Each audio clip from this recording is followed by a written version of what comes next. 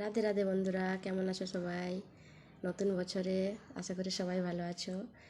আমি যাচ্ছি ছেলের জন্য একটা গিফট দিব, মানে কিছু একটা গিফট কিনবো নতুন বছরে। তাই কি দিব ভাবছিলাম, যে ঘড়ির দোকানে এসেছি, একটা ওর জন্য একটা ঘড়ি নিয়ে নিব।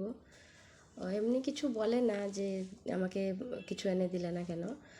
এমনি তাকে জন্মদিনেও কিছু দেওয়া হয়েছিল না, তো তাই আমি ভাবলাম একটা নতুন বছরে তার জন্য একটা ঘড়ি নিয়ে নিই। নিয়ে চলে এসেছি, ঘড়ি প্যাকিং করে নিয়ে চলে এসেছি।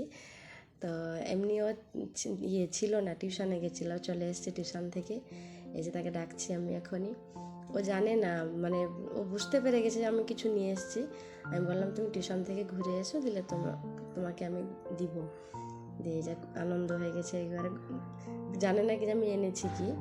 তো এমনি কিছু চাই না, বলে না, আর জেদ করে না। ছোটোর থেকে এর একটাই কি, জেদ করে না যে আমাকে এই জিনিসটা এক্ষুনি এনে দিতে হবে।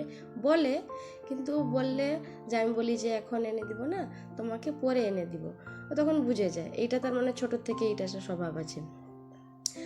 আর মানে বাচ্চাদের সাথে তো একটু মানে ওকে কি একটু গিফট করে প্যাকিং করে দিলে, যে কোনো জিনিস এনে দিলে ওর খুব খুশি হয়ে যায়। বাচ্চাদের সাথে মানে এরকম একটু আনন্দ করতে আমারও খুব ভালো লাগে, যে একটু নতুন কিছু এই যে নিয়ে নিয়ে আমাকে পুরো জড়িয়ে ধরেছে এবারে। এত মানে আনন্দ পায়।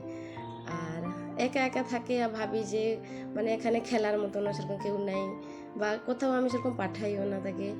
এই জন্য তার সাথেই মানে প্রায় আমি যতক্ষণ টাইম পাই ওর সাথেই আমাকে থাকতে হয়।